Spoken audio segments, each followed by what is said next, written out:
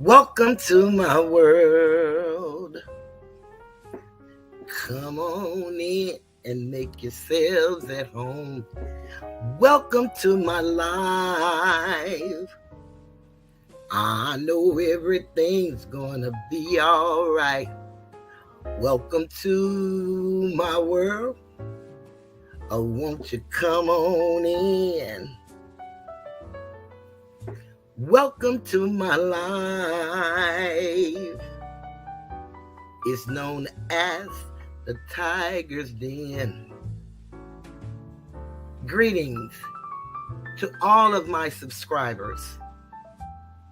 I want to thank you for being with me for as long as you have, and the new subscribers that's coming on in. We want to say greetings and thank you for your time. This is from Toothless and the moderators. Welcome to the Tiger's Den.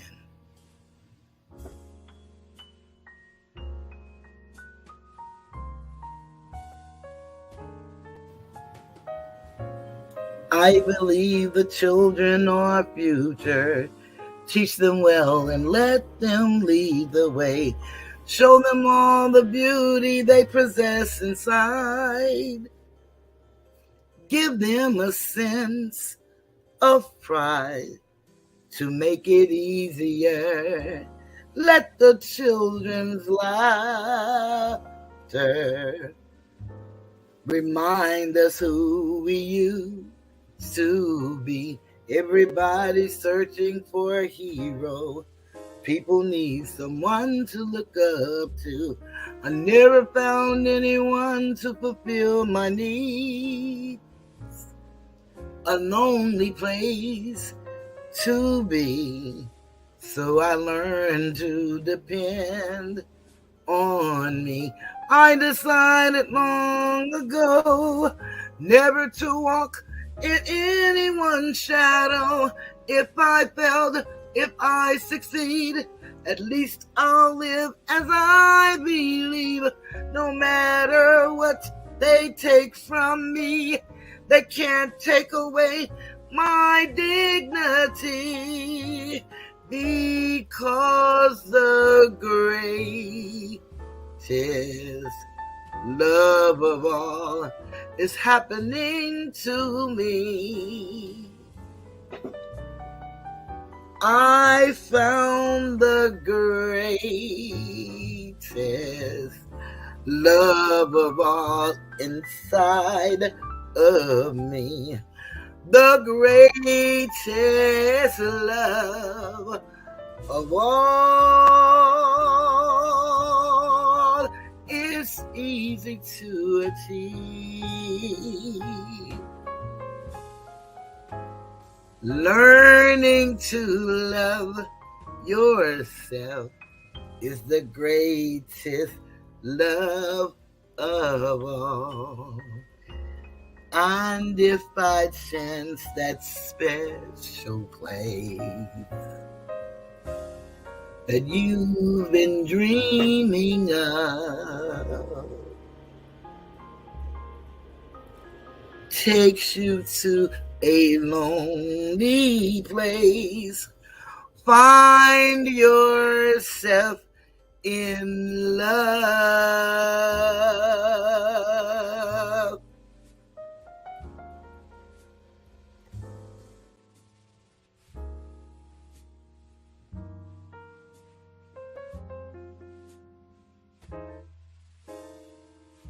Greetings and welcome to the Tiger's Den.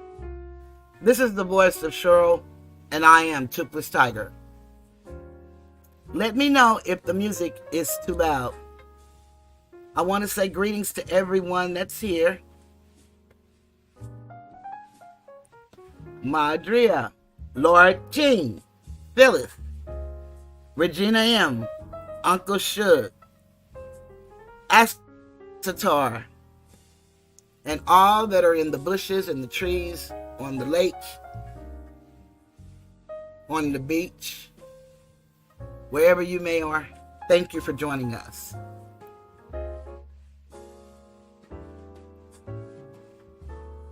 Okay, that's fantastic.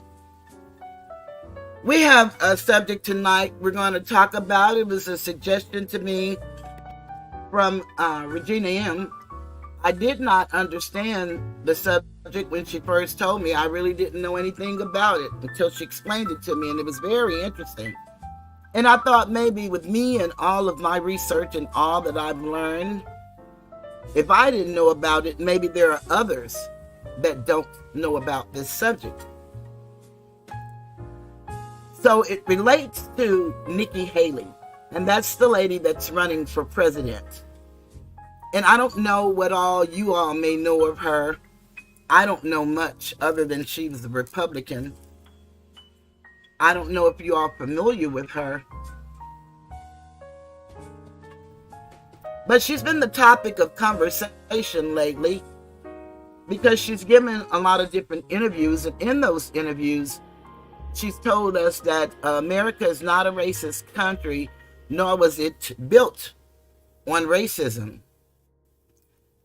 As an Asiatic female, I would beg to differ, and I would like for her to go in more depth in telling me what does she mean.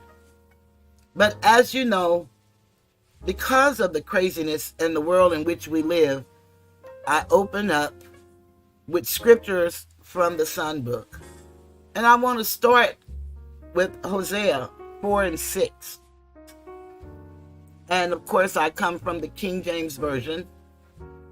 And it is written, "My people are destroyed for the lack of knowledge. Because thou hast rejected knowledge, I will also reject thee.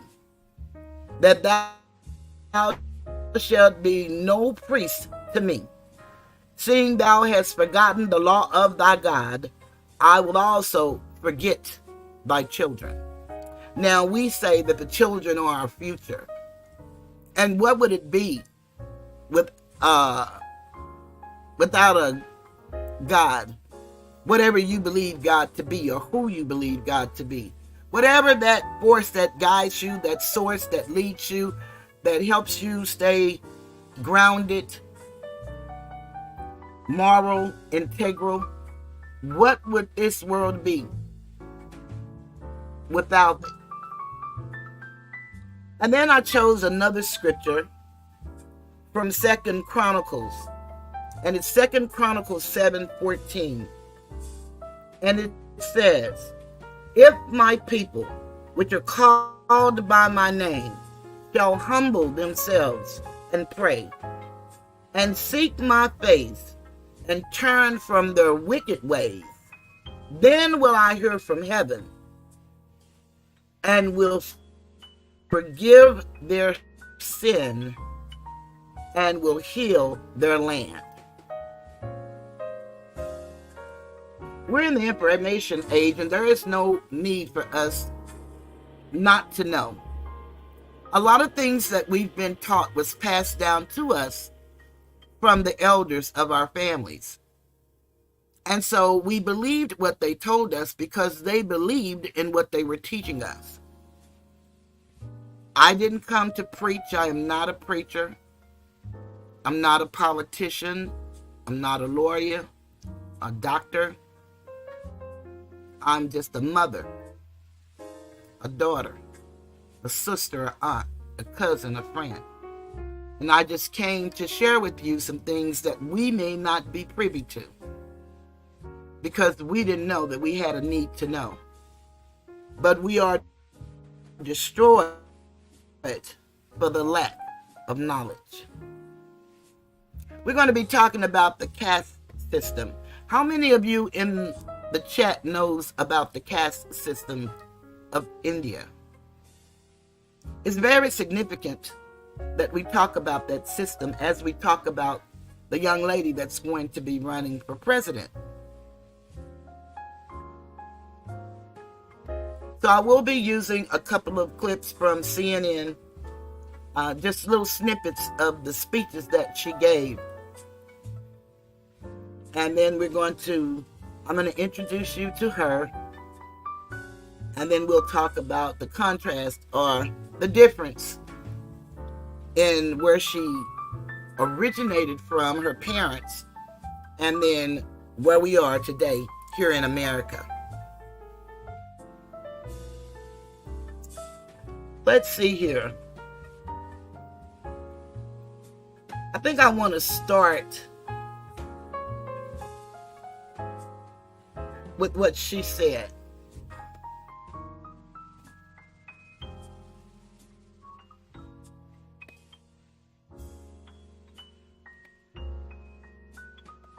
Let me just take this over here.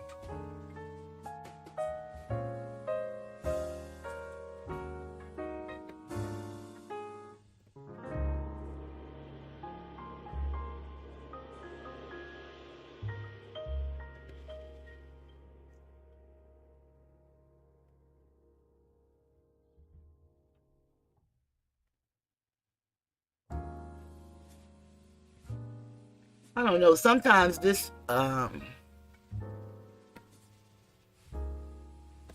electricity, I'm saying electricity, but these electronics, I guess I should say, do weird things.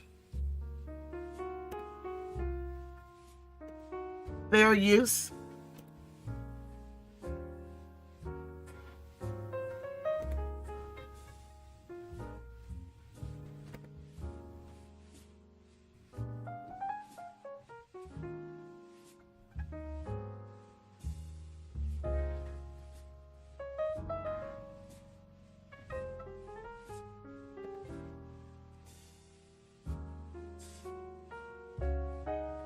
And here we go.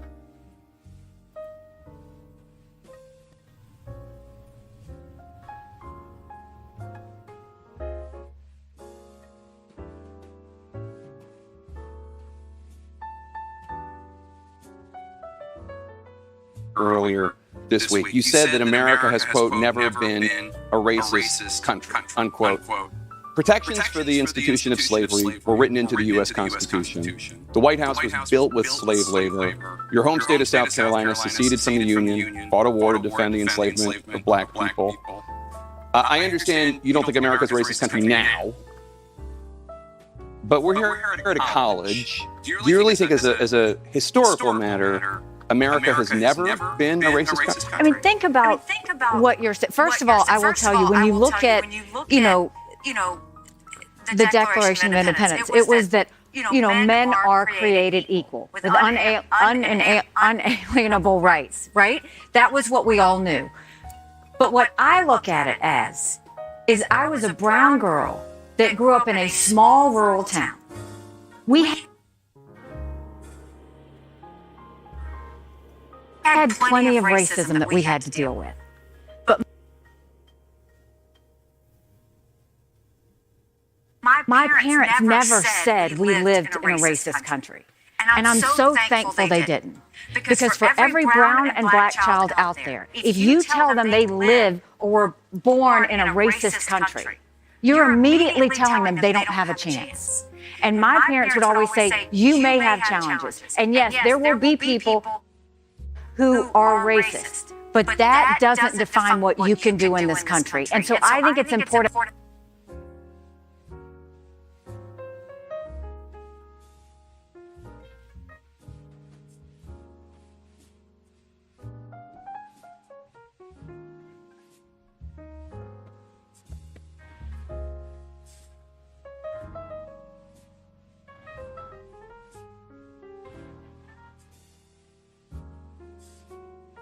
Okay, it looks like that our video is going to stop right there. It's almost finished, as we can see.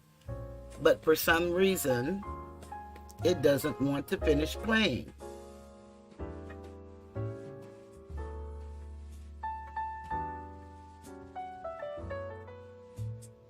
So as she was explaining, and I just want to know what you guys think about that statement before we look at the next clip. Hi, the Beach Sector Podcast. Glad you joined us.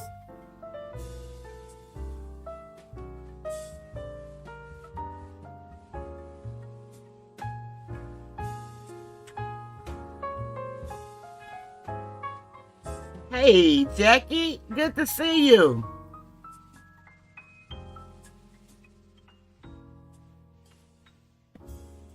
So what do you guys think about what she just said about America was not formed on a racist concept?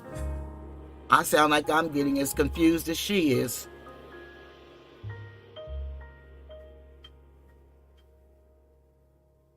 Okay, there's an echo.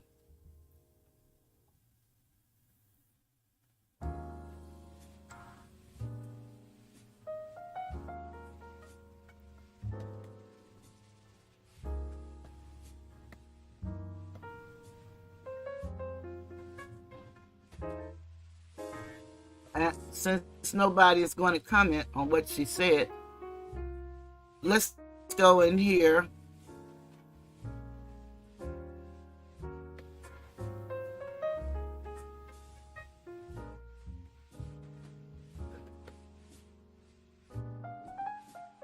Let's hear what she said from another perspective. And this is also from CNN,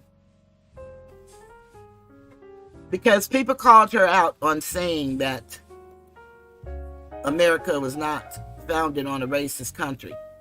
So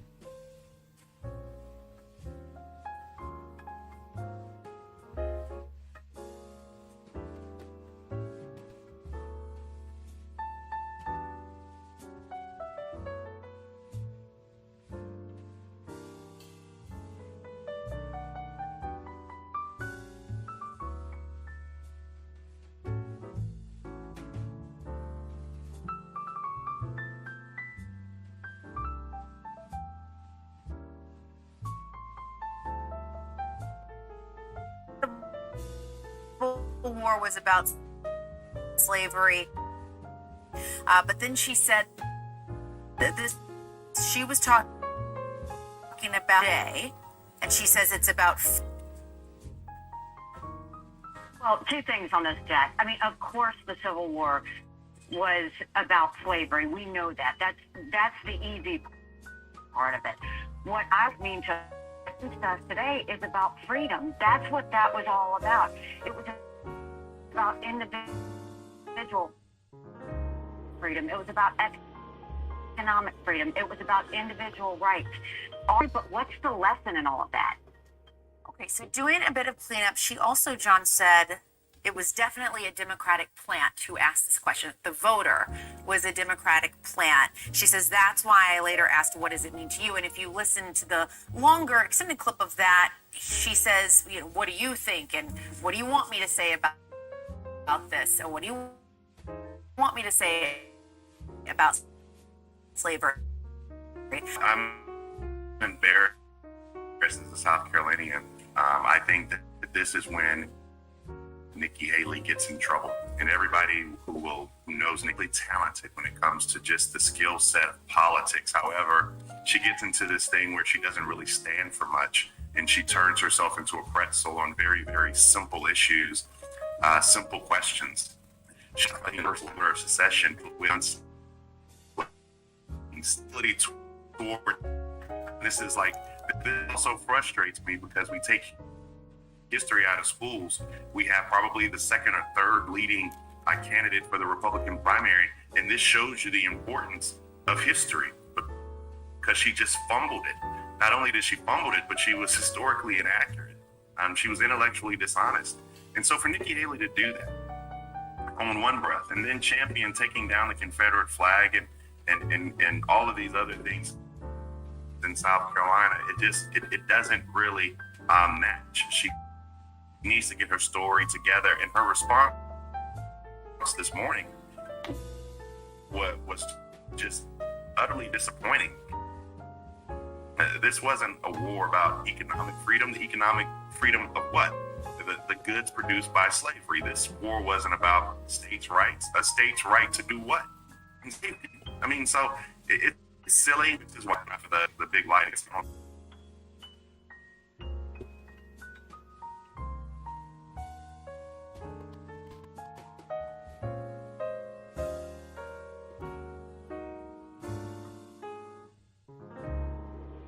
Okay. So you heard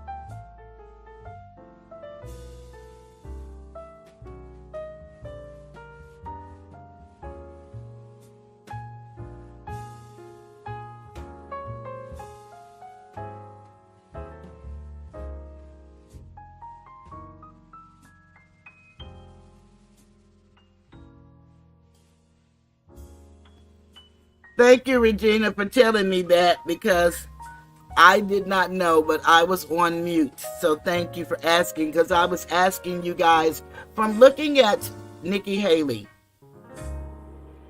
what nationality or ethnicity does she appear to be before your eyes?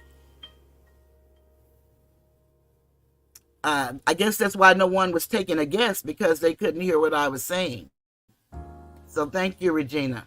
But please, can anybody tell me what she identifies as? Or what do you believe her to identify as?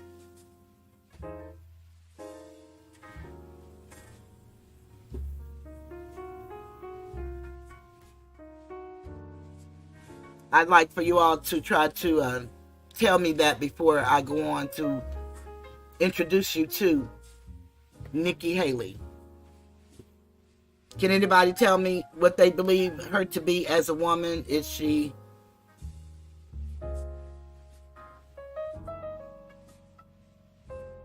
I don't want to give out any ideas. I just want somebody to tell me, when you look at her and listen to her, okay, she looks like a Caucasian from all appearances. Okay, anybody else care to guess? What does she look like to you? Is anybody listening?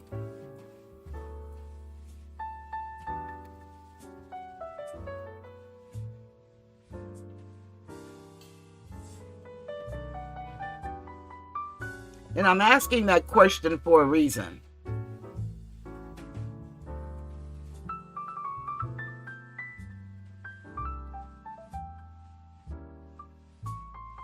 Well, since no one else wants to guess what she looks like, I agree with you, Regina. That's exactly what she looked like to me, and that's what I thought she was for all intents and purposes. But that is not who she is. Jackie said she is very fair-skinned, but she is not white. Okay, that's a good one, Jackie.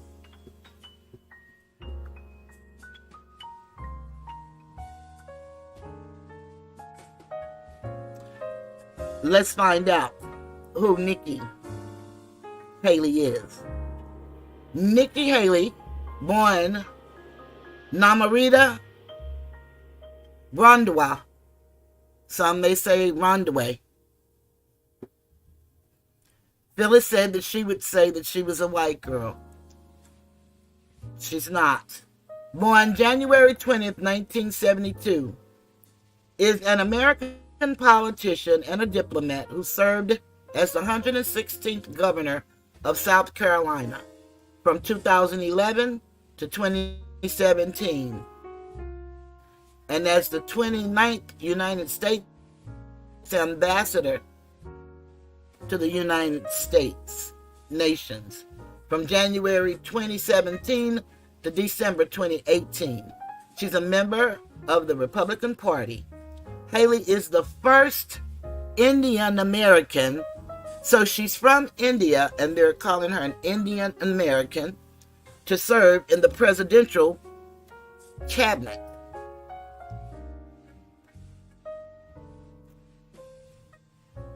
She is a candidate in the 2024 Republican Party presidential primaries for the 47th President of the United States.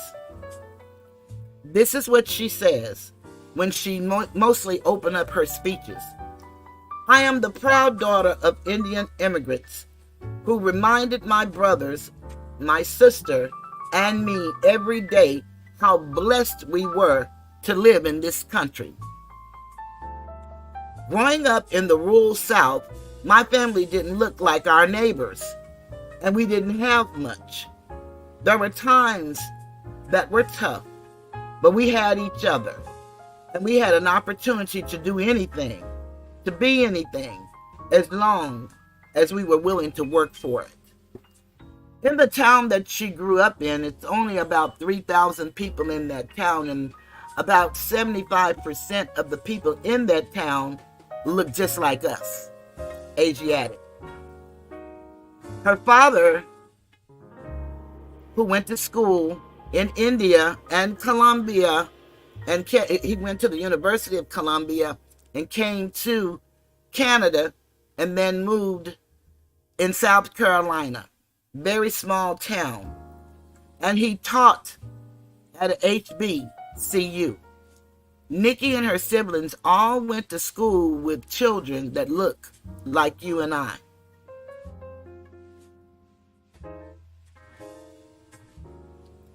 Today, we live in a time of threats like few others in recent memory. During ancient times, it can be tempting to follow the siren call of the angriest voices. We must resist that temptation. No one who is willing to work hard, abide by our laws, and love our traditions should ever feel unwelcomed in this country.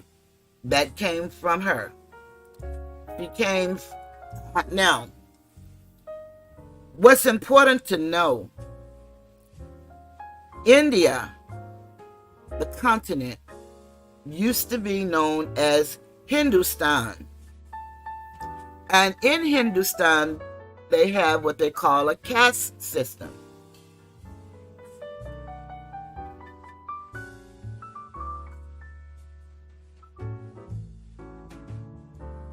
And before I start reading about the caste system, let me just show you how it works.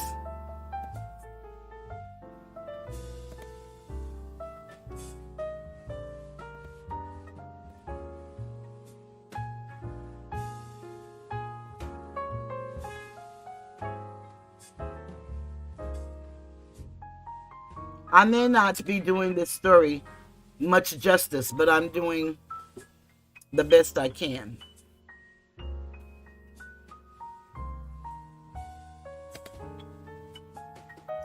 My computer is acting all kind of ways.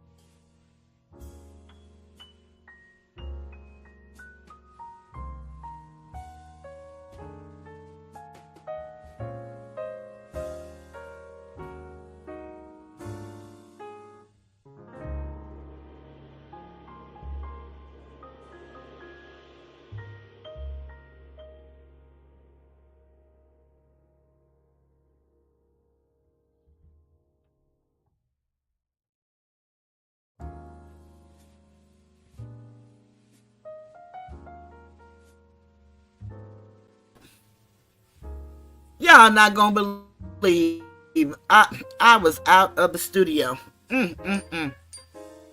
Thank you for telling me. I wasn't on mute that time. I was telling you guys when I came back, I got kicked out of my own studio.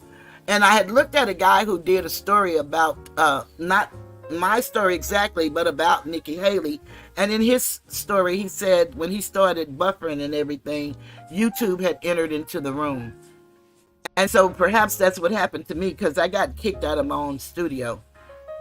And it took me a while to get back in. And when I came back, I thought I was talking to you guys, but I was not.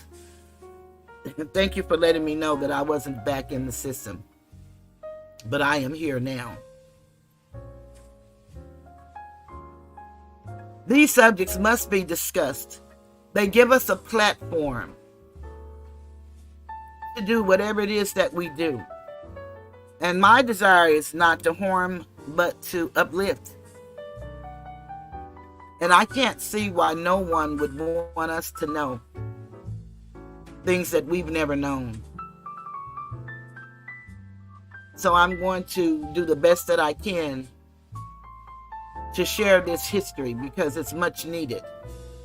And I was reading Jackie's comment, and Jackie said, how many of our people have worked hard and many times harder, but the playing field was never equal because of our beautiful melanin. And then I posed a question. I started reading in 1492. There was no country known as India. No country known as India. Do anybody recall what happened in 1492?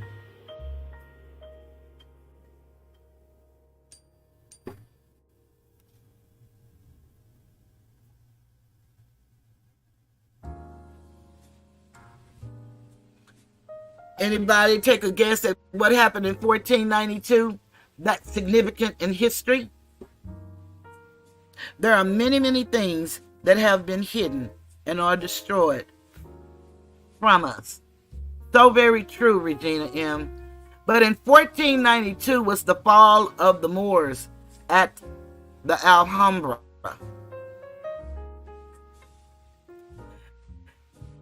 Instead, that country was called Hindustan. I think that is closer to the truth that the Spanish padre that sailed with Columbus was so impressed with the innocence of the natives, he observed that he called them Los Niños Indios. For generations of Indians, the ancient code of social stratification known as the caste system has defined how people can earn a living and whom they marry. Despite reform, efforts, deep-rooted prejudice and entitlement hold firm among highest castes, while those on the lowest rungs still face marginalization, discrimination, and violence.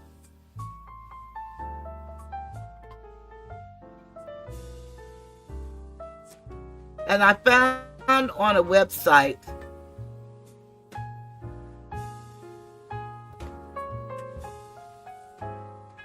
as they talked about the Indian caste system.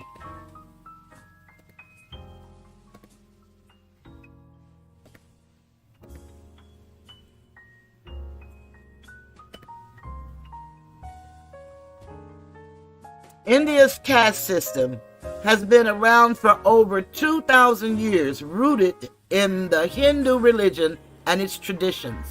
Hinduism separates people by social hierarchy groups, known as castes, based on the community they are born into. The categorization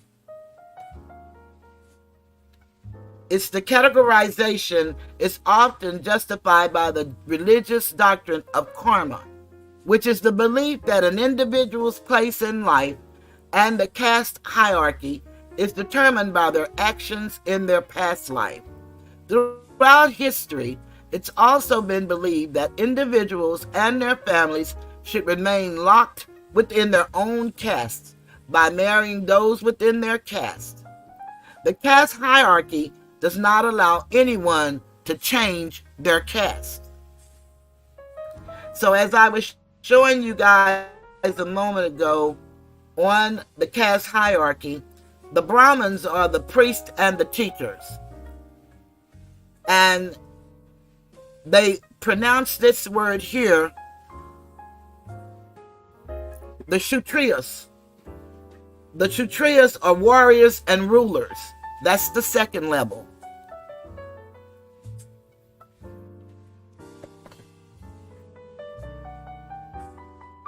The Vaishyas, they are the merchants, the traders, and the farmers.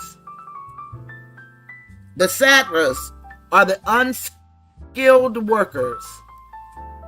And the Dalits are who they call the oppressed people and the backward classes, which is to us would be what we are, the outcasts.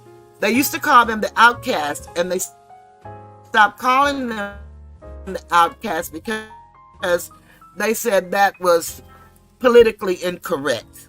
So they started calling them the Dalits. Welcome, Angelo.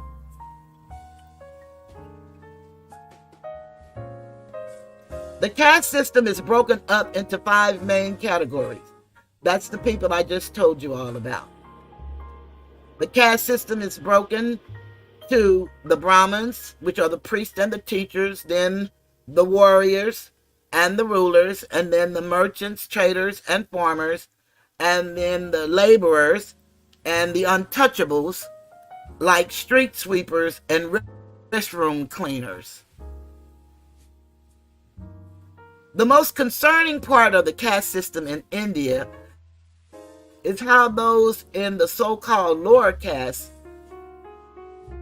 the Sattras, and those outside of all of the castes continue to be treated. 2 important groups to know about are the Dalits and the other backward class. The Dalits, the word Dalit means oppressed, and since the 1880s has been used to refer to those who throughout history have been referred to as untouchables, or those belonging to the lowest caste. They are sometimes viewed as tainted by the so-called upper caste, and are not only treated unjustly, but also deprived of equal rights, including education. Since the ratification of the Constitution of India in 1950, Dalits have been referred to as scheduled castes and scheduled tribes, with the promise of equal opportunity and treatment under the law and affirmative action. Does that remind you of any people or any country? Other backward castes.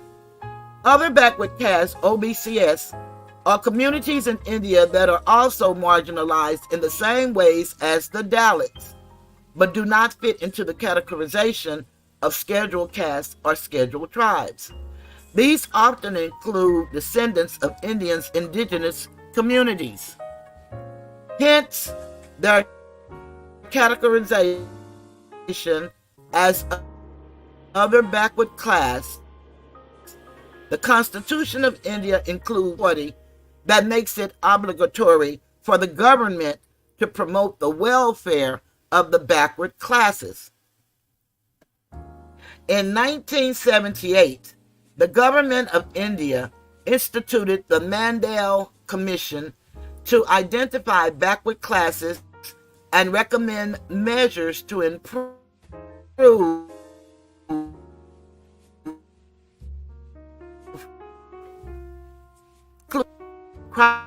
criteria.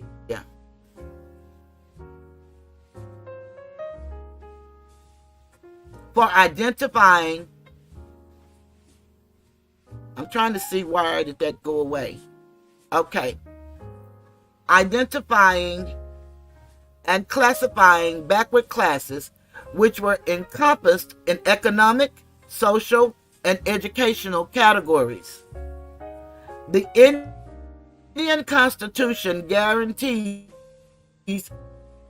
equal rights for all people, including classes, for things like equal access to places of worship, financial resources, housing, education, and more. However, even though these rights are protected under the Constitution, many individuals in these communities still face inequality and entrenched social discrimination. Does that remind y'all of anybody?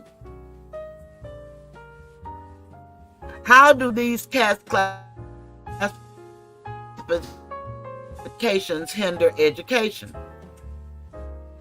The Indian Constitution was a significant step forward.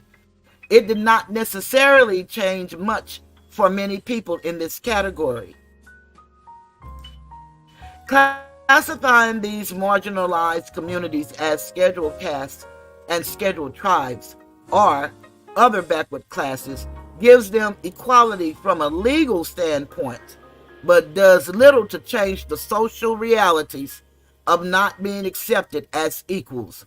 Poor living conditions, entrenched discrimination, inadequate access to education. That's why many individuals from these three groups and their communities are still unable to get a proper education, even though it is a right enshrined in the individuals who identify as a member of a scheduled caste or scheduled tribe, and 39% of individuals who identify as a member of a backward class have no formal education. In a country as large as India, with a total population of 1.38 billion people, and I added people to that. That's why this is Tayara, which is where I found this website, seeks to provide educational opportunities under-resourced young women and men from these communities that will make life-changing differences, equipping them to pursue professional and skilled employment. The majority of their scholars come from among one of these marginalized groups. These groups have been discriminated against throughout history, and they often live below the poverty line. Recent constitutional designations are intended to institute affirmative action and change that by creating opportunities for the people in these communities to achieve a better, equal life. One of the ways to do that is by providing equal access to education so individuals can learn, better themselves, and change their situation. Does that remind y'all of any people that we know of? Now, this is a lady that's running for president, and she said that we were not formed on racism. She's not from India, but she's a proud immigrant of Indians. So she has to have heard these stories about India and why they came to America. Regina says America today and throughout its history has been shaped by a hidden caste system, a rigid hierarchy of human rankings. Can't you see it? I can see it. Some of these young women and men have had their lives changed by crime, and other families are constantly struggling to get by. And some are from indigenous populations that are often discriminated against. Imagine indigenous population. And we are the people that are indigenous to the land. So what we're going through is not just happening to us. It's a global issue. And this identifies it as such. Prime Minister Narendra Modi has a strategy that purports to look beyond caste and focus on improving the lot of all Indians. His approach has won overwhelming backing from voters, but critics say it risks exacerbating the plight of the most disking my thing off, because I don't know, it's there. So maybe somebody is flagging, or YouTube, I don't believe, well, maybe YouTube flagging themselves, but I'm not taking this down. It just pops down every now and then. They talk about raising the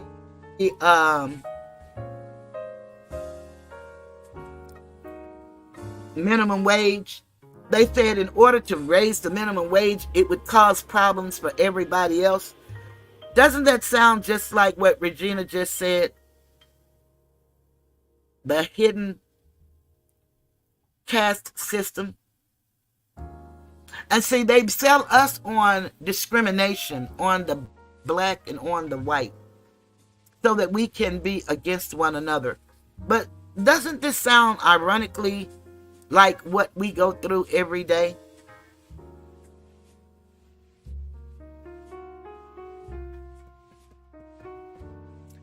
Seven decades ago, the founders of post-colonial India, let me see, did I skip some stuff? No. Okay.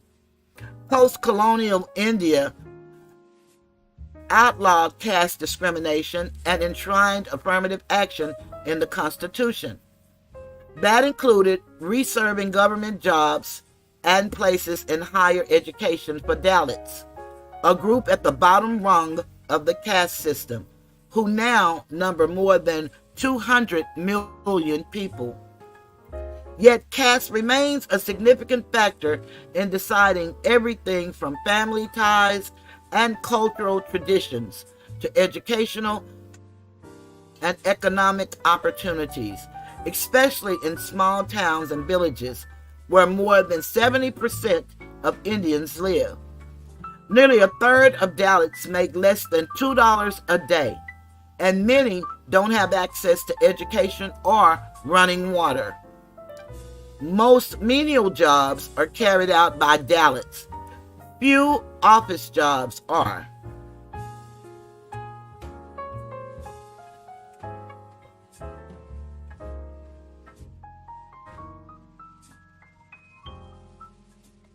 Hate crimes against Dalits have proliferated in recent years, prompting criticism of the ruling Bharatiya Janata Party, and I probably messed that up all the way, for allegedly stoking social divisions. The party is the natural home for Hindu hardliners, some of whom have attacked Muslims for eating beef and lower caste Hindus over their links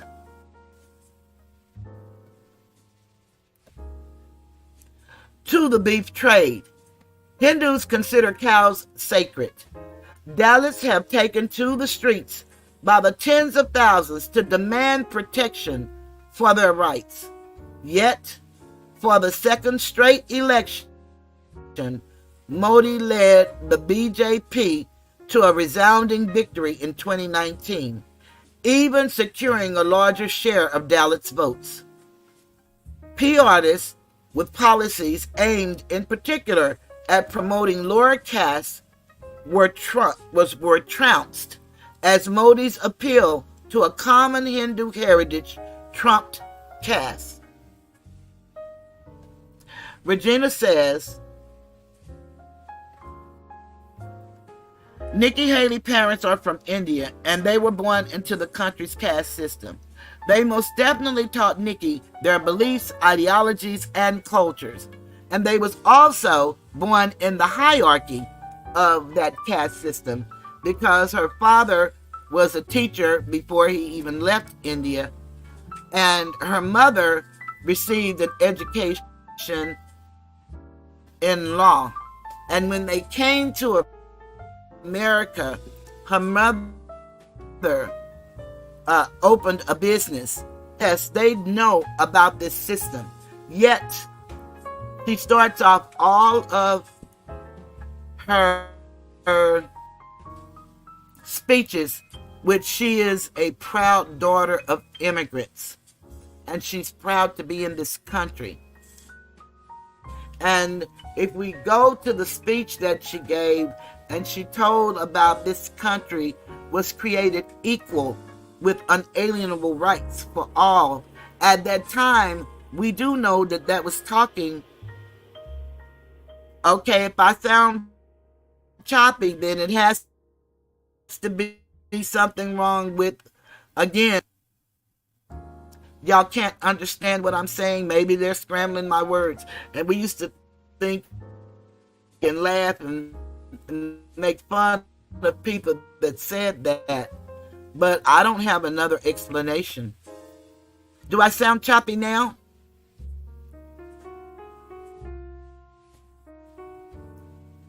I'm going to turn the music down a little bit.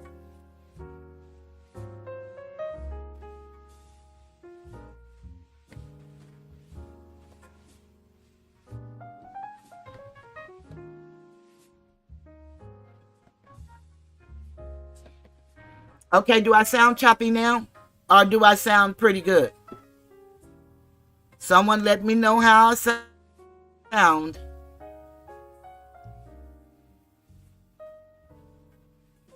Does it sound better?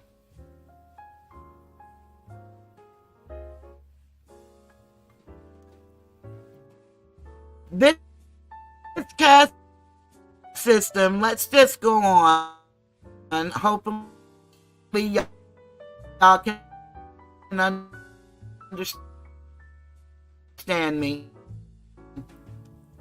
Is determined at birth. And again, this is being off, not by me.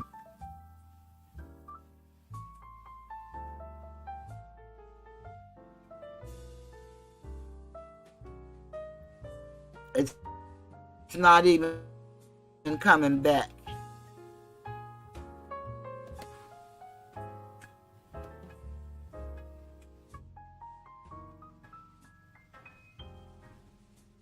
It's amazing. But apparently it's the subject matter. And then they break down the population share of the Brahmins, 4.9%. Average per capita income, 35,303 in rupees. Female with some education is 84.6%, 8%. Other upper class caste is 14.9% of the population. Hey, Kelly G, good to see you. Average per capita income in rupees is $36,060. Females with some education is 80.6%.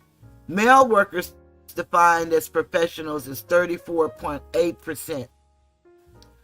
The Dalits are 21.8% of the population share. Their income is 19,032 in rupees. Females educated is 49.4%, and the male workers as professional is 18.1%. Other backward caste is 42.8%. The average income per capita, 21,546. Females with some education is 59.1, and the males defined as professionals is 19. Doesn't that remind you of America today?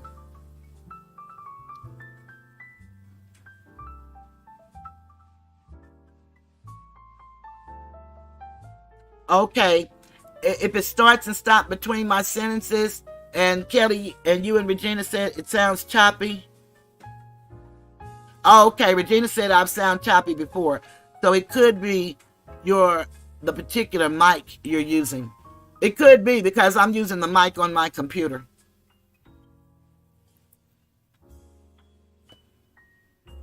I have another mic, but I don't even know how to set it up. So maybe I'll have to get someone to set it up for me.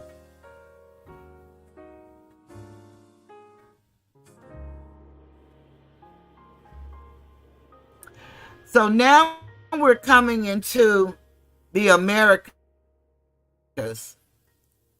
And I defined a natural born citizen or citizens, and they are because they're born here. A natural born citizen are citizens because they were born here. A naturalized citizen or citizens means that they went through a legal process to become citizens. And then you have first class citizens, and that's a member of a class of individuals that receive fair treatment. This is in America. Second class citizens, a citizen, especially a member of a minority group who is denied the social, political, and economic benefits of citizenship. Number two, a person who is not accorded a fair share of respect, recognition, or consideration. And then you have the lower class citizen. The lower class is typified by poverty, homelessness, and unemployment. People of this class, few of whom have finished high school, suffer from a lack of medical care, adequate housing and food, decent clothing, safety, and vocational training.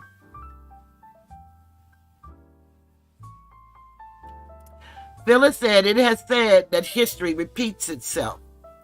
Regina said, it is America. The only difference is the caste system is hidden in America, but it has always been throughout history and continues today. I would agree. Lower class.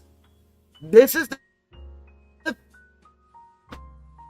defined as the bottom have an income at or below $28,007. Lower middle class. This is defined as individuals in the 20th to the 40th percentile of household income.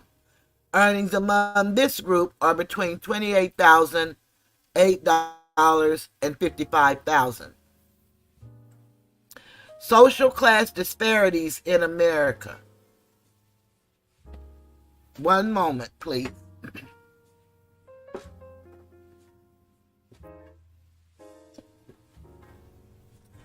The issue of social class in America has been an ongoing phenomenon. There are three classes prevalent in American society, each of which has its own stigma, both negative and positive. The lower class is the class of the impoverished and poor. The middle class is the class in which a vast majority of people classify themselves as. And the luxurious high class closes out the third social class in the United States. Since people of lower class tend to classify themselves as middle class, and those who are rich would rather classify themselves as middle class as well, the middle class in American society will be tossed out in this paper. The privilege of being a white-collar citizen in the United States has long been advantageous versus the lower class. And that's advantageous, which is seeing nothing but negative connotations and disadvantages. There are many facets of life that prove to be advantageous to wealthy people, and vast examples that prove to be disadvantageous to blue-collar Americans on the flip side. Personal appearance. The first of 10 examples that shows privilege in favor of high class is in regards to personal appearance. The initial judgment people make in American society is in large part due to one's appearance. People of the upper class exude a very professional look, while low-class citizens present a mundane, unprofessional look. You see a person walking down the street wearing a button-up shirt with a tie, shirt tucked into his new pair of khakis. The mind's initial reaction is to the stereotype this person as upper class. A lower class person who is going to a job interview, for example, that cannot afford the nice clothes an upper class person can, and could be equally as qualified as the sharply dressed upper class applicant. Solely based on appearance, the upper class interviewee has the upper hand.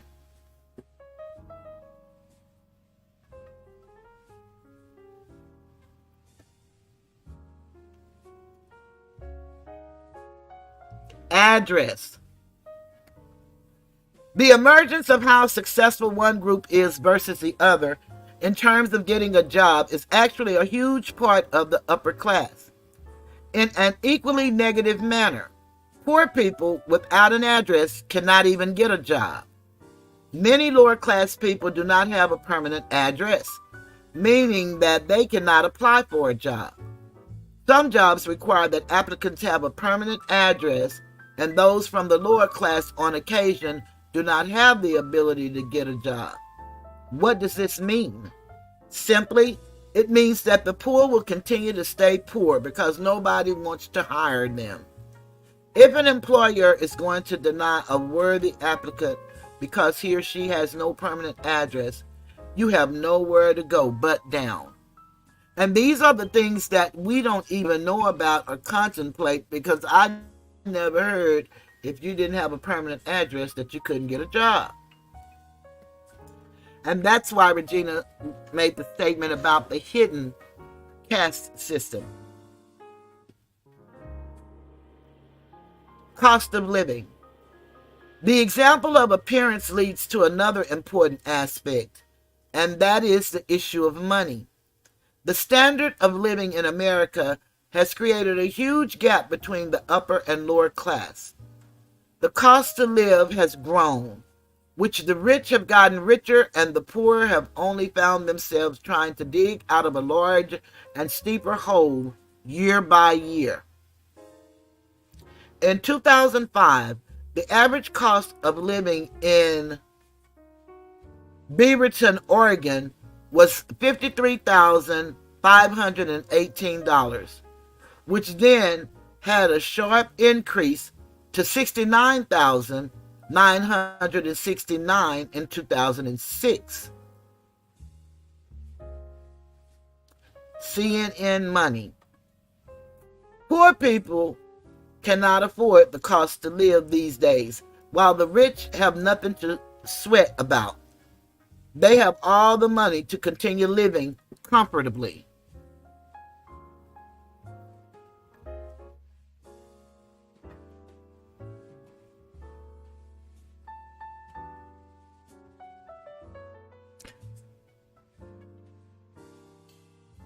Regina said, Phyllis, I wish it was that simple, where you don't have to look like what you are. That way of thinking applies mostly in America. With a country that actively uses caste, they cannot.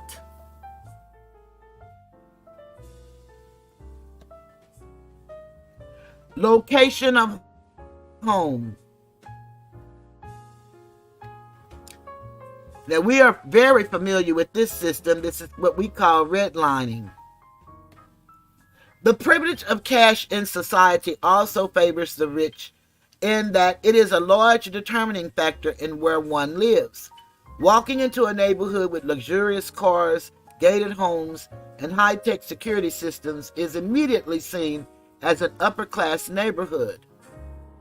When the thought of a lower class and location of one's homes are paralleled, many people would agree that an image of a ghetto around or even a trailer park are their initial thoughts. Upper class neighborhoods are far safer than ghetto rundown areas. People in upper class neighborhoods don't have time to be messing with drugs, alcohol, and gang related activities, whereas poor folk live in an area with people who, just as them, are not making money to support themselves, keeping them away from many negative aspects of life. It builds a poor community, and this construction of oneself is difficult to dismantle and recreate.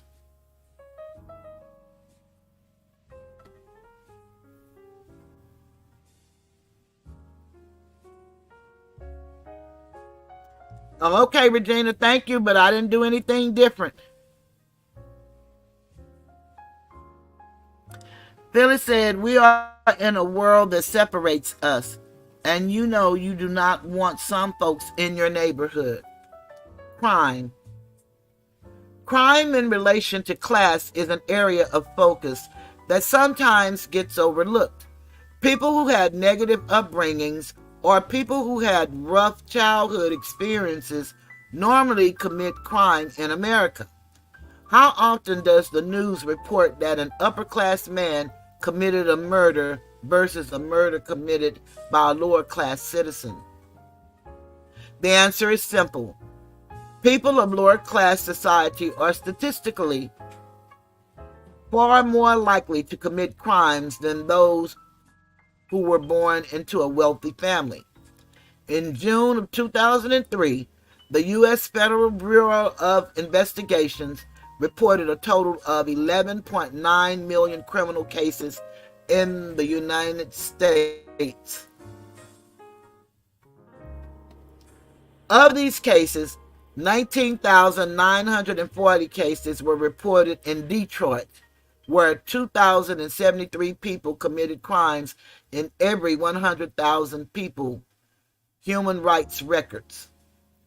Detroit is notoriously known for lower-income families, and with crime rates so high here, the issue of money and crime can be seen.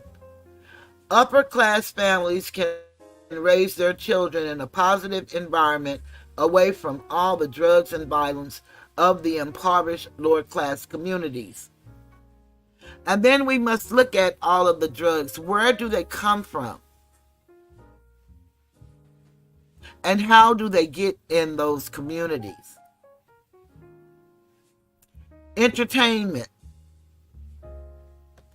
That's something we all know about and love here in the metaverse.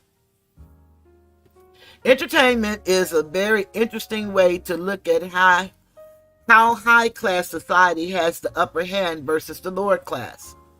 The amount of money one has affects the habitual decisions people make and what activities they will plan on doing during the course of a day. Going to multiple course meal restaurants, as well as Broadway plays and the opera, are all forms of entertainment in which the upper class finds themselves attending. Lower class citizens cannot afford to go to these events, which over a lifetime can really affect the perception of life. Life is more enjoyable when you can spend money freely and do whatever makes one happy. Even though a lower class family would love to go high-end entertainment facilities, they do not have the cash to do so. A large dent will be evident in the checkbook of any low-class family who plans on attending events that make life more entertaining. Vacation. Also in relationship to entertainment is the area of traveling. Upper class families have the budget year in and year out to make plans to go on vacation as a family. Low class families do not have the kind of funds that are needed to plan extravagant family vacations, or even a vacation for themselves to get away. Going one step further, low-class citizens do not even sit first class. They get to sit in the economy section for the most part uncomfortably, while all the wealthier passengers nap quietly and relaxed in first class. Having the experience to explore the world we live in is a series of events in which only upper-class citizens have the opportunity to explore. Power. Power in America is heavily bestowed upon the wealthy class of America.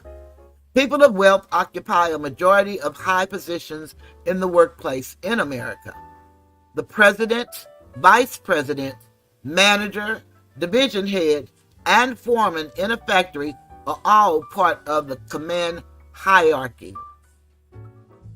These people possess the power that enables them to tell people what to do, who keeps their job and who does not, and how much money everyone below them is making. This power can be abused, and because the CEO of the company has so much power, there is not much any below him or her can do about it. At the end of the day, the employees abide the rules of the boss to keep their job and make their hard-earned money. High-ranking positions are not always occupied by people who start at the bottom of the ladder and work themselves up to the top. On many occasions, these positions are filled by friends or family members of the wealthy owner, for example. This manifests privilege to the wealthy upper-class person.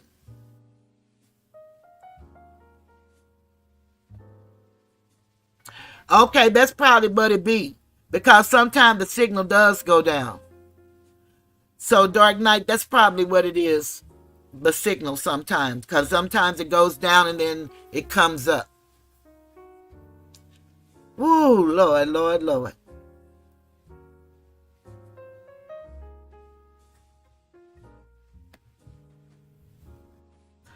I say that because that sounds so true. What a man. Help. On a more serious note, privilege can also be revealed in the health setting. Medicine, healthcare, and just a simple visit to the hospital can show a number of things about privilege. If you are poor and somebody gets injured in the family, bringing them to the hospital can be a life-changing experience. The leading cause of personal bankruptcy in the United States is unpaid medical bills.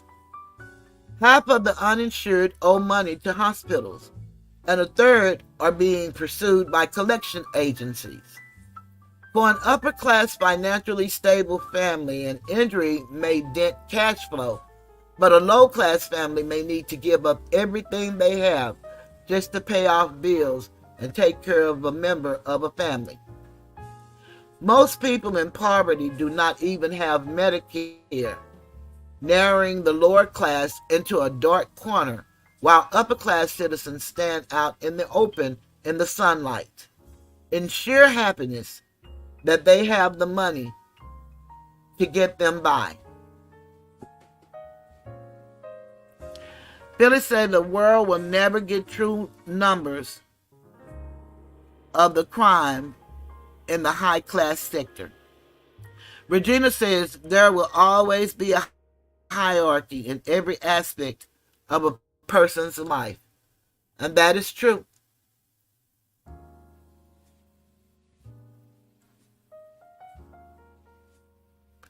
Happiness and life expectancy.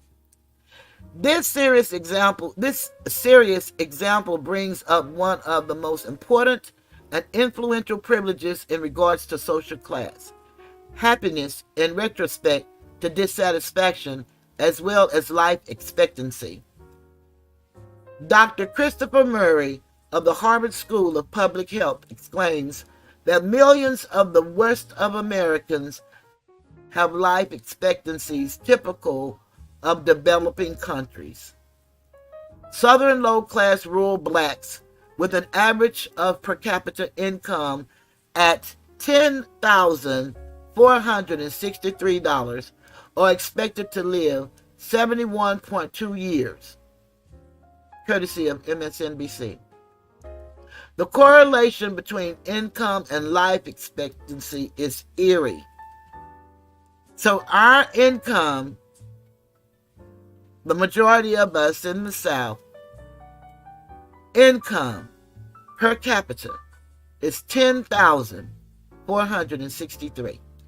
And of course, this was back when this paper was written, which is not much different today. To live life comfortably and not always worry about your financial state is far more impacting in a positive manner than to be living every day in fear of what others think of your appearance and budgeting your money to make sure you're making ends meet.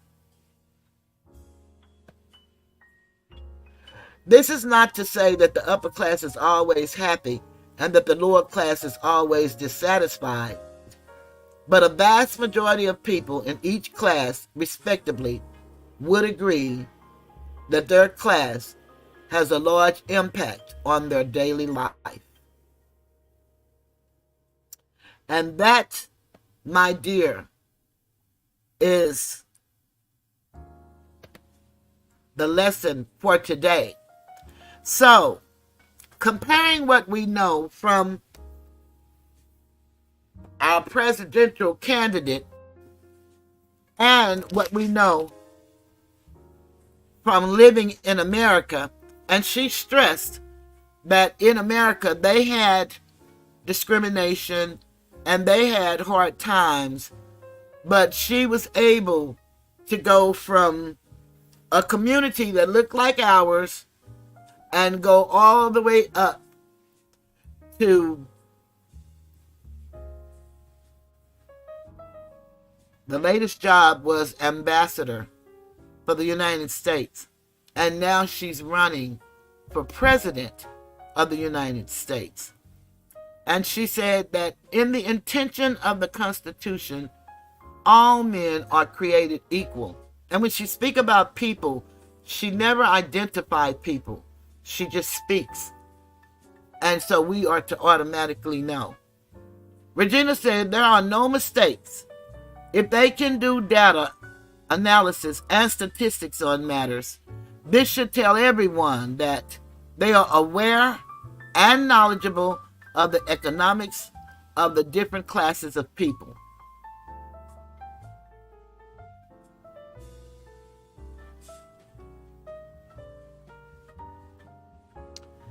I didn't see that a moment ago.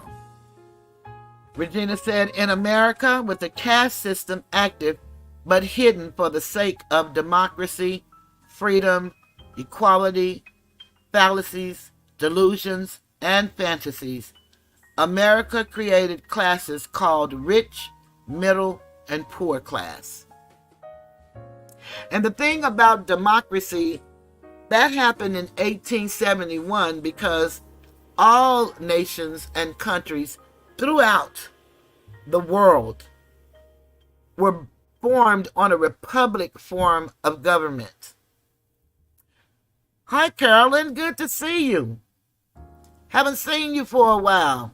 Hope everything is well with you and Ernest. A republic form of government is separate from the democracy because the republic form of government is individuals voting individuals in a position to represent the people's interests, whereas a democracy, the democratic way, is people ruling by the majority. But we know that the majority does not always rule, and we came up with an additional system which is called the electoral system, and that's how they use against the voters as we vote for the president. Because we know that presidents are selected and not elected, and we know that by way of the electoral system. The majority of the people can vote for one candidate, and you can go to bed and thinking that your candidate won, only to wake up the next morning to find out, oh no. In the electoral school, they call it college, whatever. this person actually won the election. We teach voting. Voting is necessary, especially in your local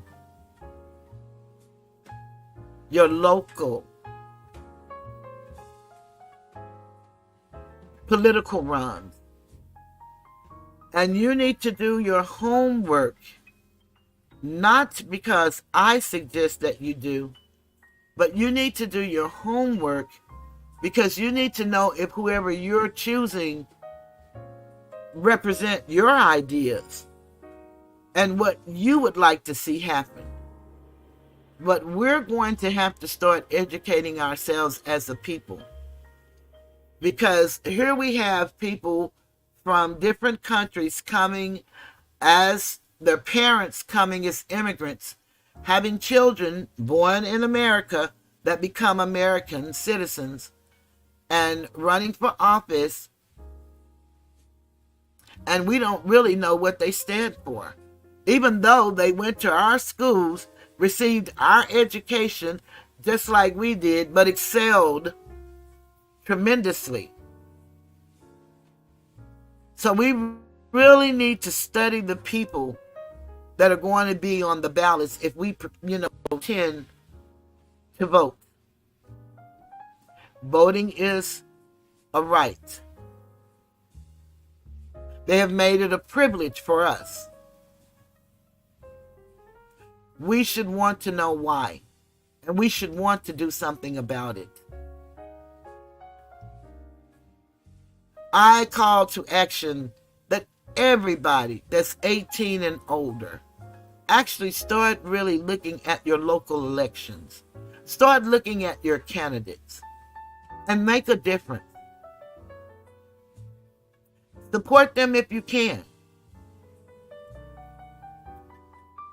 People, no matter how great they are, if they don't have the support from their constituency, financial as well as volunteerism, to get their names out, then chances are great whomever you put in office is not going to be able to help you better your condition.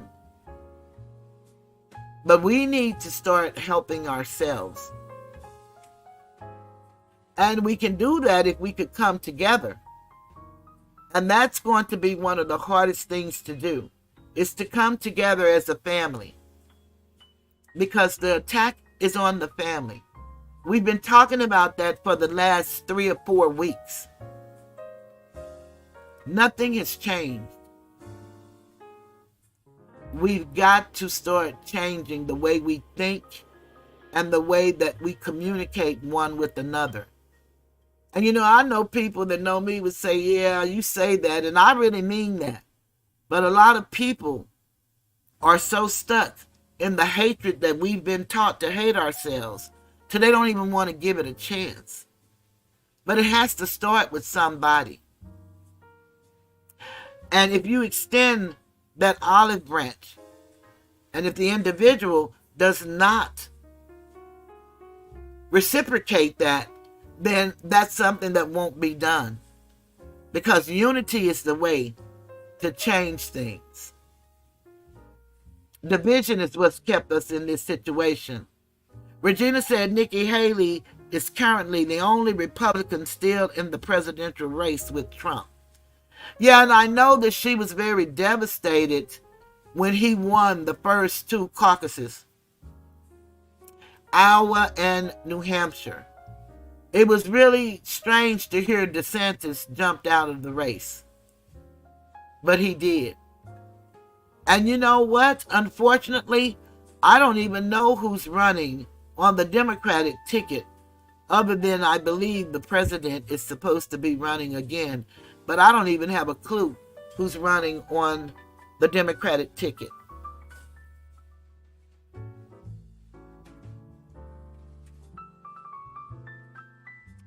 But we have to understand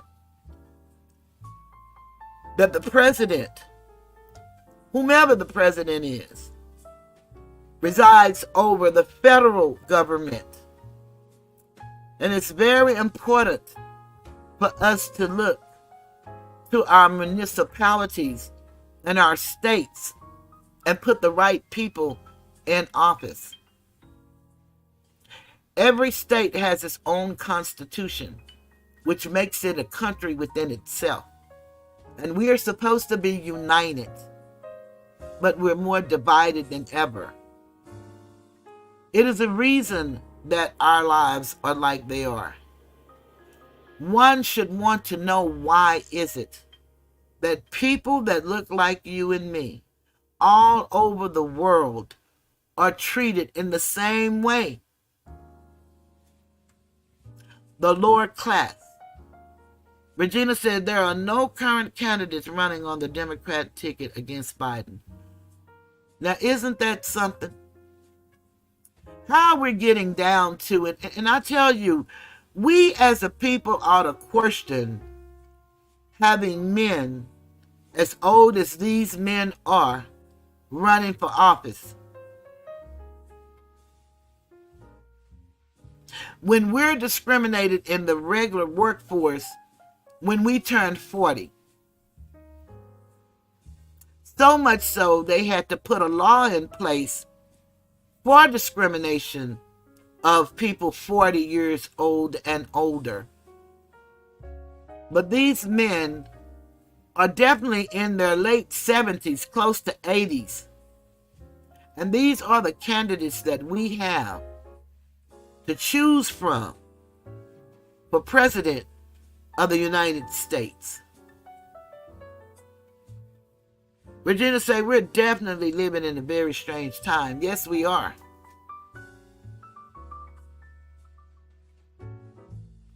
We got to ask ourselves, what job do we know people get at age 79 and 80 and 81 and 76?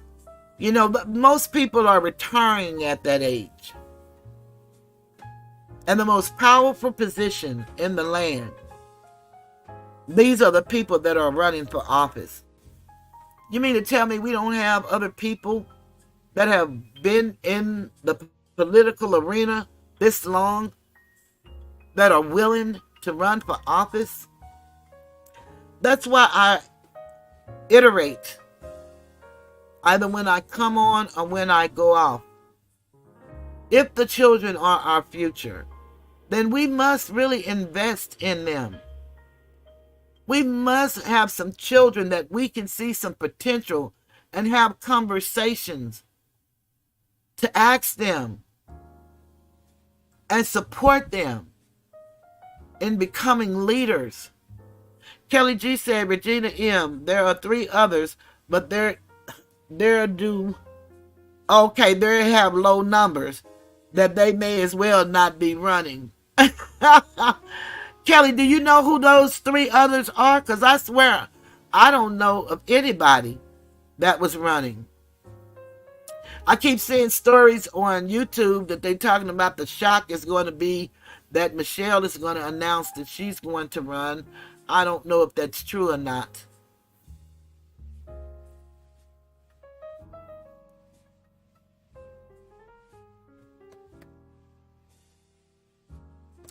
Do you know any of them's name, Kelly? Okay, they don't even count.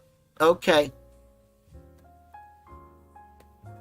So it goes back to the beginning and how I started this show. And I'm going to get ready to come to a close.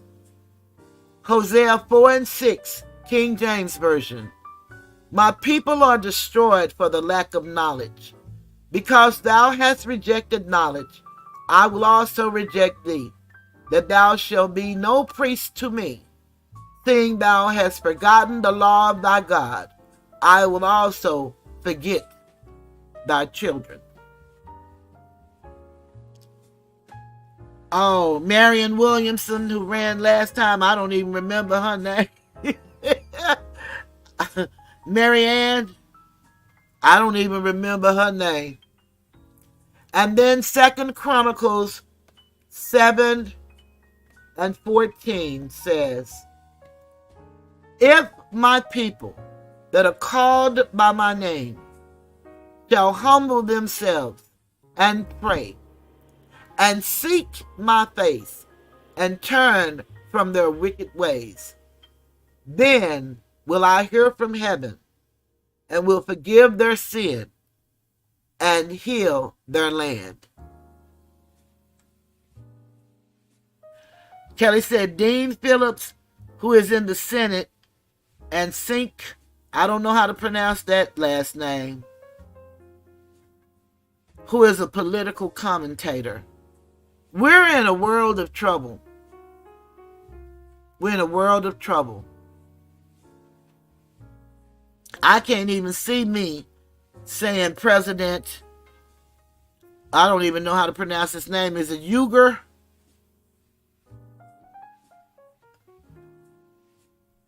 And we know that that should not be a barrier, but for America, we should be able to pronounce the last name. I'm just saying.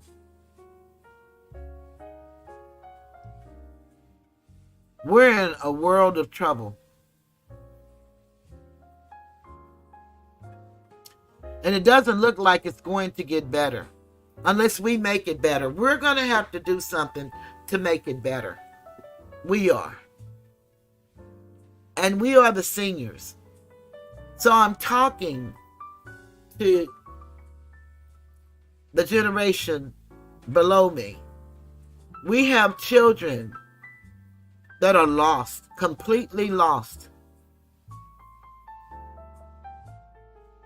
I don't know what they call them because they have all these names now for, these children.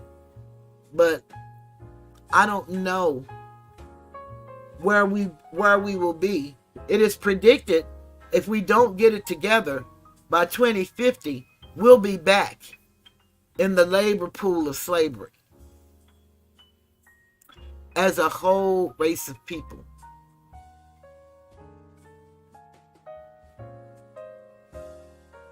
There is a such thing as international law.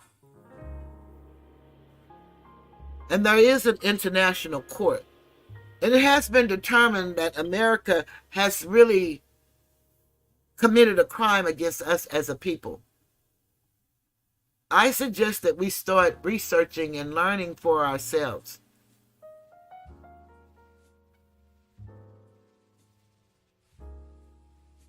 No one is going to come rescue us. We're going to have to teach our young and prepare them for the task at hand.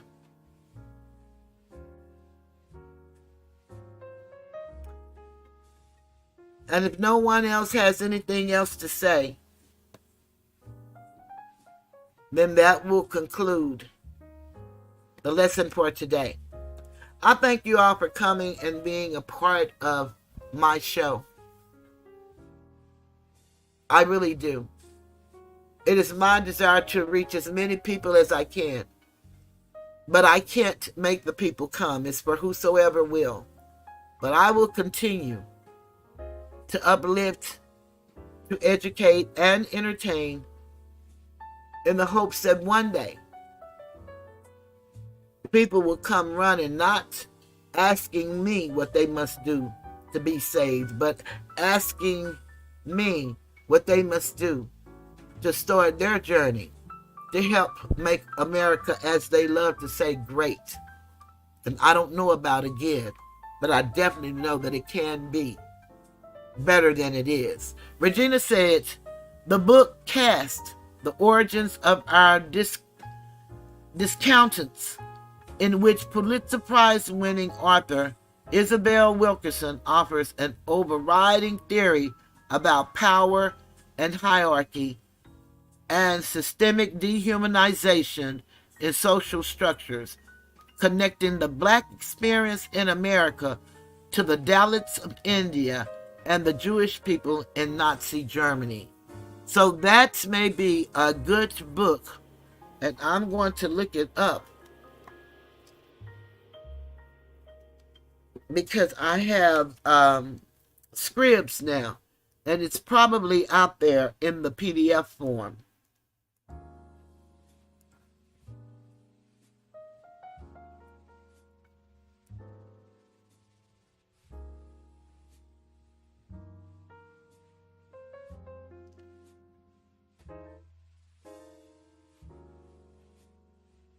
Reading is fundamental. And we definitely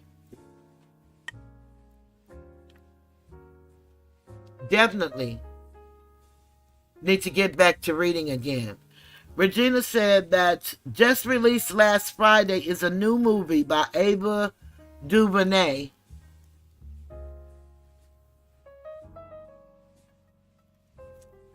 Origin is a powerful, artful interpretation of caste. Is that on one of these streaming, like Prime TV or Netflix or something like that? Or was it released to the movies, Regina?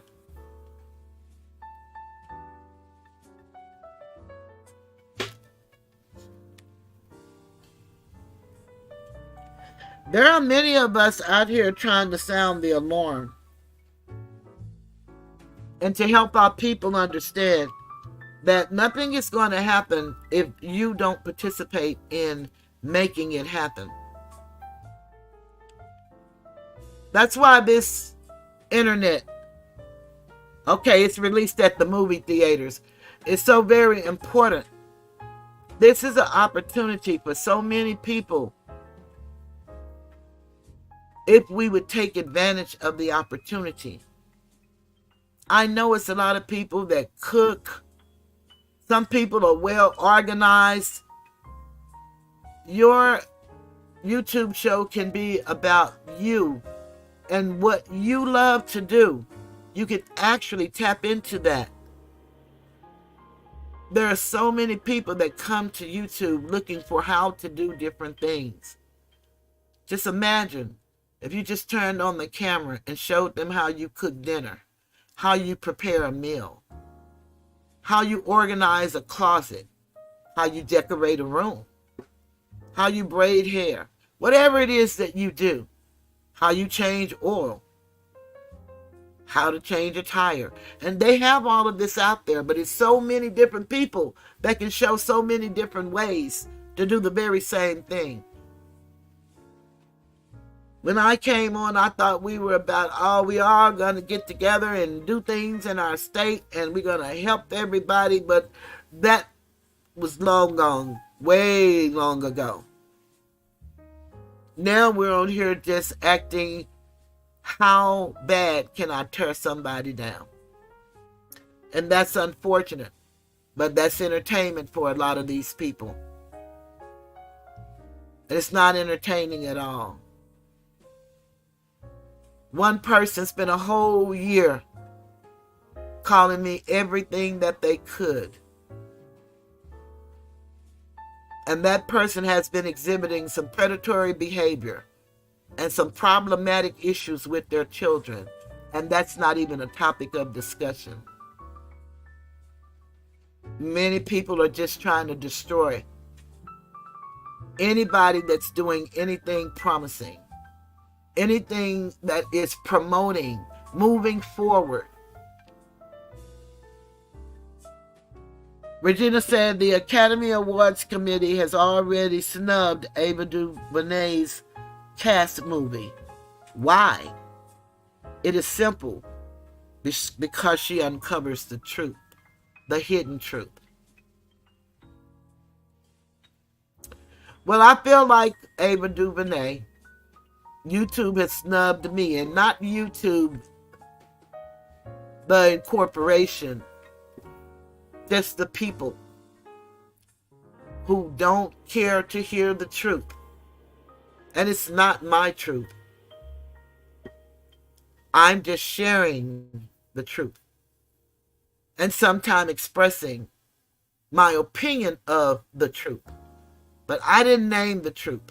And neither did Ava DuVernay. We're just not ashamed of or afraid to tell it. She, like myself, have a love for her people.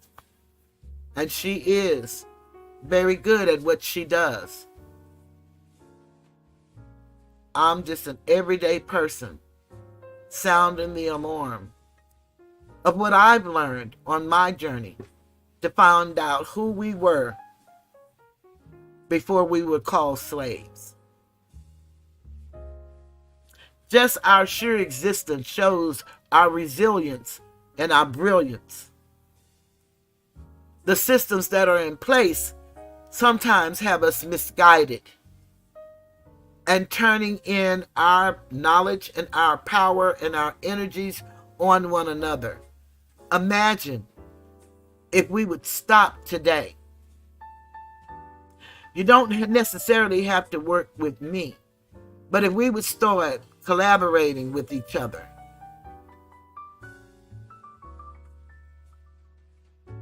if people are going to roast, if they would do it in a manner which is humor and funny, comedic, and not try to destroy people's lives and talk about their children in disparaging ways. This is really gone beyond belief for people that don't know each other and the things that they're willing to do to one another, not knowing each other. I saw a video that was very disheartening just the other day. They're actually calling animal control on people. And the animal that they call the police on, they should be ashamed. That animal lives just like his name. Better than a lot of them. Well trained. Beautiful. Beautiful coat. It goes too far. But time is too far spent. And there's going to come a time, trust me, you may not want to hear what I have to say today. It may not even be important in your lives. And everybody's not going to get it. I got that. But the time is going to come when you all are going to want to know, what was it she was talking about? We already have problems with our water in a lot of the major cities. We have food deserts. We have no health care for a lot of people. There are no programs for men that are unemployed that they can get medical help. None in the state of Texas. There are some states that offer it, but not in the state of Texas.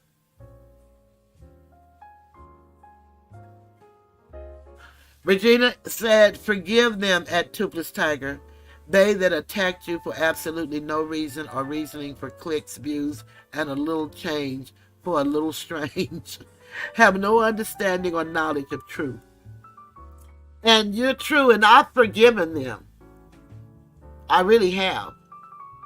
I'm just a person, whenever it comes to my mind or think about it, I'm going to say something about it. But I truly have forgiven everyone.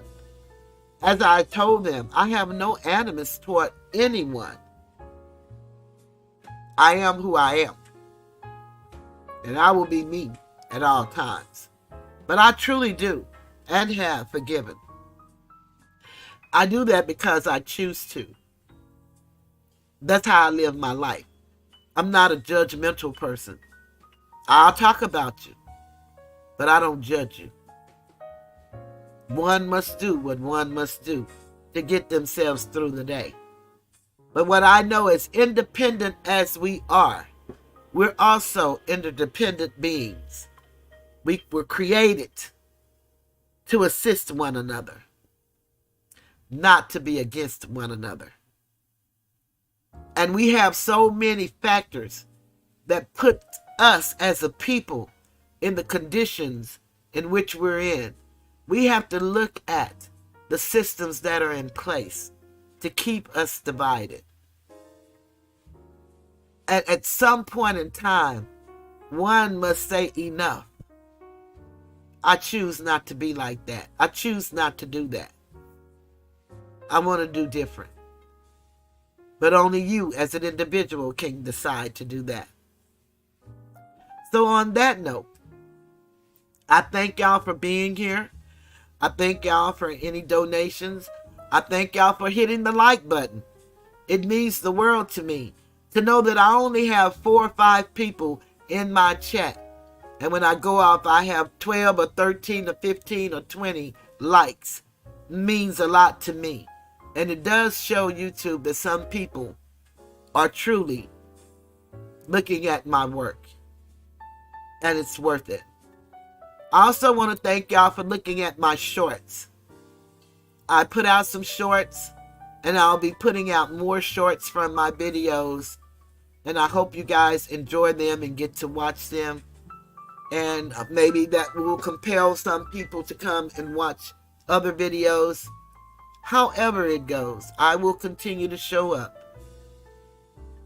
For as long as I have strength in my right mind, every Wednesday and every Sunday. And I thank you all for taking time out of your busy schedules. Regina, I'm truly honored that you were able to stay with us long tonight, because I do know that you're always multitasking. So I appreciate that. And I certainly thank you for giving me this subject, because it made me learn a lot more about Nikki Haley, the person that's running for president. We really need to know who these people are and what they stand for that run for public office. If they're in line with who we are and what we stand for. And then we need to do our part. I thank everybody for coming tonight. And on that note, I'm going to get ready to leave the Tiger's Den. You all have a beautiful night. And the rest of your week as it starts out. Hoping that it's a beautiful one for everybody. And I'm going to leave out on a mother's love.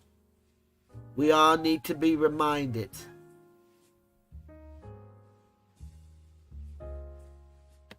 of a mother's love. Good night. In a mother's love, you will find everything. Everything's alright. To a mother's love, you are bound. You can rest on sacred ground. In a mother's love, you are free to dream, because she sees what you can be.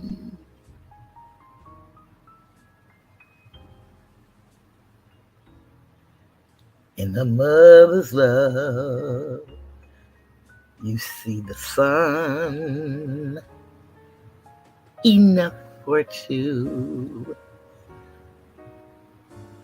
but you're one. In a mother's love, you can feel when something hurts. You can heal. Yes, a mother's love is real. You grow because she knows to let you go. Yeah, mama.